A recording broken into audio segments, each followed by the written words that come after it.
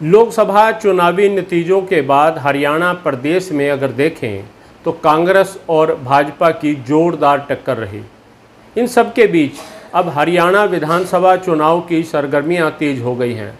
हरियाणा में लोकसभा चुनावी नतीजों से यह स्पष्ट है कि भारतीय जनता पार्टी को अगर हरियाणा प्रदेश में सत्ता वापसी करनी है तो एक रणनीति के तहत चुनावी मैदान में उतरना होगा। इसके साथ साथ भारतीय जनता पार्टी सरकार को बेहतर परफॉर्मेंस भी दिखानी होगी और प्रदेश सरकार के पास करीब 90 दिन का समय है अपनी परफॉर्मेंस दिखाने का, और इसकी शुरुआत भी एक तरह से मुख्यमंत्री नायब सैनी ने ताबड़तोड़ घोषणाएं करने के बाद कर दी है। अब पूरे घटनाक्रम पर अगर नज़र डालें तो लोकसभा चुनाव में भारतीय जनता पार्टी ने 5 सीटें गंवाई हैं, लेकिन उसके बावजूद एक अच्छी बात भारतीय जनता पार्टी के लिए क्या है, जिन 5 सीटों पर बीजेपी जीती है उन पर बीजेपी ने हैट्रिक लगाई है। भाजपा के सामने अक्टूबर 2024 में होने वाले जो चुनाव हैं वो एक तरह से चुनौतीपूर्ण हैं। विधानसभा चुनाव भी एक तरह से एक तरफा नहीं होने वाले, ना कांग्रेस पार्टी के लिए ना भारतीय जनता पार्टी के लिए। हालांकि भाजपा के खिलाफ एंटी इनकम्बेंसी है, लेकिन उसके बावजूद भी बीजेपी कहीं न कहीं 50-50 पर खड़ी है, आज भी खड़ी है। लोकसभा चुनावी जो नतीजे हैं उनमें यह स्पष्ट है कि भारतीय जनता पार्टी हरियाणा में अभी 50-50 पर खड़ी है। तो एक तरह से मुकाबला विधानसभा चुनाव में भी कड़ा रहने वाला है। जहां हरियाणा में 5 सीटें बीजेपी ने जीती हैं, वहीं कांग्रेस ने 5 सीटें जीती हैं। मसलन लोकसभा चुनावी नतीजों में भाजपा को 40% वोट शेयर मिला है, वहीं कांग्रेस को करीब 43.73% वोट शेयर मिला है। करीब करीब बराबर है, 5-5 सीटें मिली हैं और वोट शेयर भी कहीं ना कहीं आसपास है। लेकिन भाजपा के लिए चिंता की क्या बात है? चिंता इस बात को लेकर है कि 2019 के लोकसभा चुनाव के मुकाबले Bharatiya Janata party 11.6% vote share अपना खो चुकी है, गंवा चुकी है, और 5 सीटें भारतीय जनता पार्टी के हाथ से हरियाणा लोकसभा की निकल गई है। ये भारतीय जनता पार्टी के लिए एक तरह से चिंता की बात है। वोट प्रतिशत कम होना और सीटें कम होना। भाजपा के लिए विधानसभा चुनाव से पहले अपने गिरते हुए जो कैडर वोट है उसको भी संभालना एक तरह से चुनौतीपूर्ण है, क्योंकि भाजपा का जो कैडर वोट है उसमें गिरावट आई है। भाजपा को पहली टर्म में अगर इस पे नज़र डालें, यानी 2014 में लोकसभा जो चुनाव हुए थे उनमें 37% वोट शेयर मिला था, हरियाणा प्रदेश की बात है। और दूसरी टर्म यानी 2019 में यह वोट शेयर जो बढ़कर एक तरह से 58% हो गया था। अब 10 सालों के राज के बाद, सत्ता के बाद जो सत्ता विरोधी लहर है उसमें यह आंकड़ा 58 से 40% पर आ गया है। यानी भाजपा का जो एक तरह से वोट शेयर है हरियाणा प्रदेश में वो कम हो गया, वो गिर गया है। ये एक तरह से चुनौतीपूर्ण है और आने वाले विधानसभा चुनाव में भी कहीं ना कहीं भाजपा को इसका एक तरह से नुकसान हो सकता है। भाजपा के सामने जो चुनावी नतीजे हैं उनको ये माना जाए कि ये चुनौती एक तरह से चुनौतीपूर्ण है, चुनौती से कम नहीं है। लोकसभा चुनाव की तरह ही हालांकि सत्ता विरोधी लहर प्रदेश में दिख रही है या दिखती रहेगी, जिसमें ख़ास तौर से किसानों की नाराज़गी और मुख्यमंत्री का चेहरा बदलने का जो दाव है उसको पसंद न किया जाना, बेरोज़गारी की मार और पोर्टल राज से लोगों की परेशानी, ये सब एक तरह से मुद्दे लोकसभा चुनाव में भी रहे और विधानसभा चुनाव में भी सामने आएंगे। और ख़ास तौर से पिछले 5 सालों में विधायकों और मंत्रियों का जो वर्किंग जो स्टाइल था वो भी कहीं ना कहीं एक तरह से भारतीय जनता पार्टी के नुकसान में है। क्योंकि हरियाणा में चुनाव से पहले सीएम का बदलना सियासी जो जानकार हैं उनके अनुसार सेल्फ गोल माना जा रहा है। एक तरह से भारतीय जनता पार्टी ने अपनी कमी कमजोरी मानी और उसके बाद मुख्यमंत्री का चेहरा बदला, इसे सेल्फ गोल माना जा रहा है।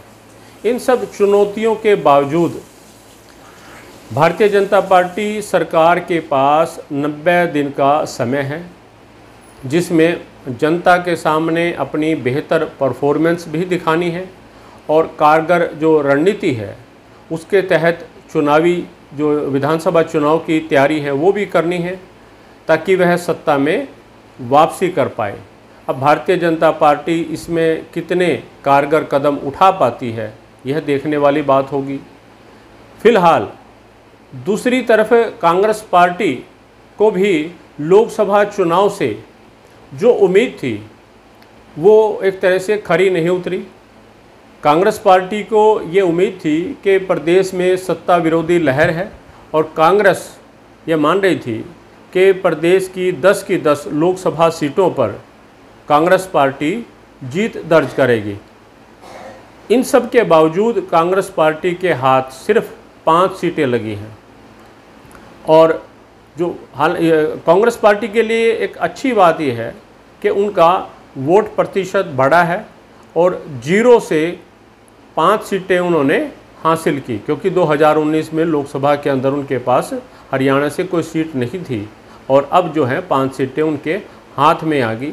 तो एक तरह से कांग्रेस पार्टी जो एक तरह से जो आधा जो एक तरह से वोट शेयर है उस पर काबिज है हरियाणा के। दूसरी ओर कांग्रेस पार्टी में जो गुटबाजी है वो भी एक तरह से चुनौती बन करके उभर सकती है और विधानसभा में ख़ास तौर से, लोकसभा में तो इतना दिखाई नहीं दिया क्योंकि विधानसभा जो है हरियाणा में चौधर की लड़ाई है और उसके अंदर कांग्रेस पार्टी के अंदर जो गुटबाजी है वो कहीं ना कहीं सामने ज़्यादा दिखाई दे सकती है। उसका नुकसान कांग्रेस पार्टी को उठाना पड़ सकता है। हालांकि पूर्व मुख्यमंत्री भूपेंद्र सिंह हुड्डा ने लोकसभा के नतीजों के बाद एक तरह से पूरी फॉर्म में है। उन्होंने एक नारा भी दिया है, लोकसभा में हाफ और विधानसभा में साफ, यानी लोकसभा चुनावी नतीजों में भारतीय जनता पार्टी हरियाणा में हाफ रह गई और विधानसभा में साफ हो जाएगी। लेकिन ये देखना होगा चुनावों में कि किस तरह से कांग्रेस पार्टी चुनाव लड़ती है और बीजेपी चुनाव लड़ती है। फिलहाल सब चुनौतियों के बावजूद कांग्रेस पार्टी हरियाणा प्रदेश में कितने दमखम के साथ चुनाव लड़ेगी और विधानसभा जो एक तरह से जो स्ट्रेटेजी है और ख़ास तौर से टिकटों का जो बंटवारा है उसमें कहीं ना कहीं गुटबाजी ना दिखाई दे, उस पर यह सब निर्भर रहेगा। और इन सब के बीच यह माना जा रहा है कि मोदी फैक्टर फ़िलहाल कम हुआ है, आउट नहीं हुआ। पूरे देश में कहें या हरियाणा प्रदेश में कहें, मोदी जो लहर है उसमें कमी तो देखी जा रही है, लेकिन बिल्कुल भी ये नहीं कह सकते कि आउट हुआ है। आज भी कहीं ना कहीं मोदी फैक्टर दिखाई देता है, काम कर रहा है।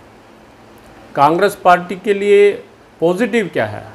2019 के मुकाबले 2024 के लोकसभा चुनाव में प्रदेश में वोट शेयर का बढ़ना और सीटें जो हैं 0 से 5 कर पाने में जो कांग्रेस पार्टी सफल एक तरह से रही है और करीब 46 जो विधानसभा सीटें हैं हरियाणा प्रदेश की, लोकसभा के चुनावी नतीजों में कांग्रेस ने उन 46 विधानसभा सीटों में अपनी बढ़त दिखाई है।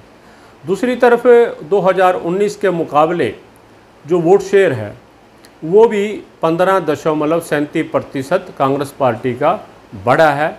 तो इसलिए कांग्रेस पार्टी अपनी इस वक्त पूरी फॉर्म में है और यह मान करके चल रही है कि विधानसभा चुनाव में भाजपा हरियाणा से साफ हो जाएगी।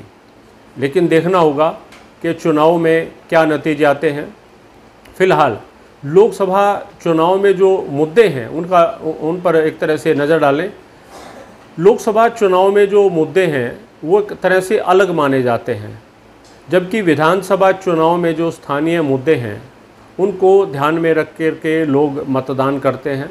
उसका फ़ायदा कांग्रेस पार्टी को मिलेगा, बखूबी मिलेगा, क्योंकि लोकसभा का जो एक तरह से चुनाव है उसको बड़ा चुनाव माना जाता है और विधानसभा का जो चुनाव है उसको स्थानीय लेवल पर या ये कहें कि उसको लोकल चुनाव माना जाता है और जो स्थानीय जो मुद्दे हैं वो हावी रहते हैं।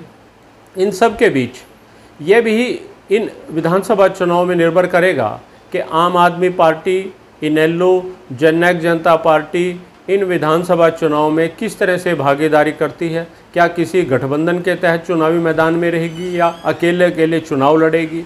हालांकि आम आदमी पार्टी ने तो यह संकेत दे दिए हैं कि वह 90 की 90 विधानसभा सीटों पर चुनाव लड़ेगी, यानी अकेले चुनाव लड़ने का संकेत दे दिया है। लेकिन देखने वाली बात होगी कि इन आने वाले विधानसभा चुनाव में कौन सी पार्टी बाजी मारती है और हरियाणा का जो ताज है किसके सिर सजता है।